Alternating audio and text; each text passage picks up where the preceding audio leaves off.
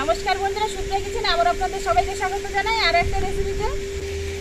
আমরা গ্রামাঞ্চলে থাকি, তবুও কিন্তু এমন কিছু কিছু সবজি আছে যার নামও আমরা জানি না বা এর আগে কোনোদিন খাইনি, আর খেতেও হয় কি না তাও আমরা জানি না। তো আজকে সেরকম একটা সবজির সাথে আপনাদের পরিচয় করিয়ে দেবো, আর এই সবজিটা আজকে রান্না করবো। খেতে হয় দারুণ। আর আমি কিন্তু আগে জানতাম না, আমি ব্যাঙ্গালোরে এসে এখন জানলাম যে এই সবজিটাও খায়। তো দেখুন, এখানে একটা সবজি দেখেছি আমি, এই দেখুন। আমরা যখন আগে ছোট ছিলাম তখন আমরা কিন্তু এই গাছটা নিয়ে খেলা করতাম আর ভাবতাম এই ফলগুলো কি। দেখুন, একদম দেখতে যেন ছোট ছোট টমেটোর মতো, আর এই ফলটা যদি হাত দিয়ে চাপি, এই দেখুন একদম টমেটো বীজের মতো বীজ বেরোচ্ছে। এই সবজিটা আমাকে একবার রান্না করে খেতে দিয়েছিল, আমি খেয়ে দেখলাম সত্যি আমরা এর আগে যে বিভিন্ন রকম সবজি খেয়েছি তার থেকেও দারুণ টেস্ট, আর একদম সিম্পলের মধ্যে রান্না, তার মধ্যেও কিন্তু দারুণ টেস্ট আসে। এই সবজিটার কিন্তু ফল খাবো না, এই সবজিটার শুধু পাতাগুলোই নিতে হবে। আর এই গাছগুলো আপনারা যদি দেখে চিনতে পারেন তাহলে অবশ্যই আমাকে বলবেন যেটা কি নাম, মানে গাছটার কি নাম। আমি অবশ্য গাছটার নাম জানি না, তবে খেতে হয় সেটুকু জানি। তো এর থেকে আমি এখন অসময়, তো পাতা একটু পোকা লেগেছে, তাই একটু ভালো ভালো দেখে পাতা তুলে নেব। একটা গাছ না, কিন্তু আশেপাশে আরো অনেক গাছ আছে। তো আশেপাশ দিয়ে আমি অনেক গাছ ছিল, তার থেকে তুলে এনেছি, বেশ অনেকটা তুলেছি।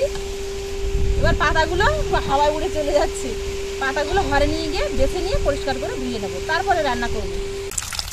পরিষ্কার জল দিয়ে 2-3 বার ধুয়ে নেবো, কারণ অসময় পাতা খুব ভালো করে বেছে নিয়েছি, তবুও যদি পোকা থাকে। কড়া বসিয়ে দিয়েছি, গরম হয়ে গেছে, তেল দিয়ে দেবো।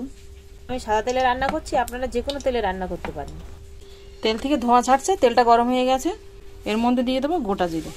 জিরেটা হালকা একটু ভাজা ভাজা হয়ে গেলে এ সাইডে নিয়েছি পেঁয়াজ কুচি, রসুন কুচি আর কাঁচা লঙ্কা চেরা দিয়ে দেবো। এর মধ্যে কিন্তু এমন কিছু বেশি মশলা পড়বে না, এরকম সামান্য মশলার মধ্যে কিন্তু এই রান্নাটা করতে হবে। যেহেতু শাকটা আমি ভাজা করবো, তাই পেঁয়াজ রসুন যে মশলাগুলো আছে এগুলো কিন্তু ভাজবো না খুব বেশি, হালকা এরকম একটু ব্রাউন কালার এসেছে। এবার ধুয়ে রাখা পাতাগুলো দিয়ে দেবো,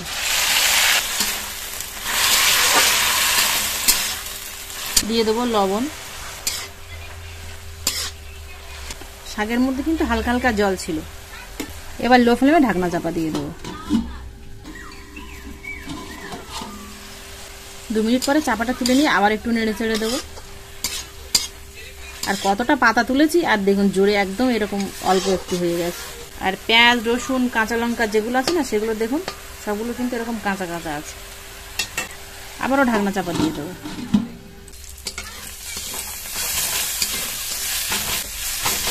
শাকটা ভাজা হয়ে গেছে, শাকের থেকে কিন্তু তেল ছেড়ে দিয়েছে, দেখুন এই যে।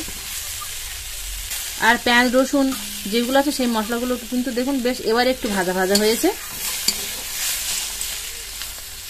আর শাকগুলো একেবারে ঘুঁটে দিইনি, এই শাকগুলো একটু এরকম গোটা গোটা থাকবে, তবে সিদ্ধ হয়ে যাবে। আপনারা চাইলে একটু খুঁটে দিয়ে ঘুঁটেও দিতে পারেন, কিংবা বেশি বড় বড় শাকগুলি কুচেও নিতে পারেন। শাক ভাজাটা হয়ে গেছে, নামিয়ে নেব। কালারটা দেখুন পুরো একদম এরকম সবুজ, খুব সুন্দর কালার।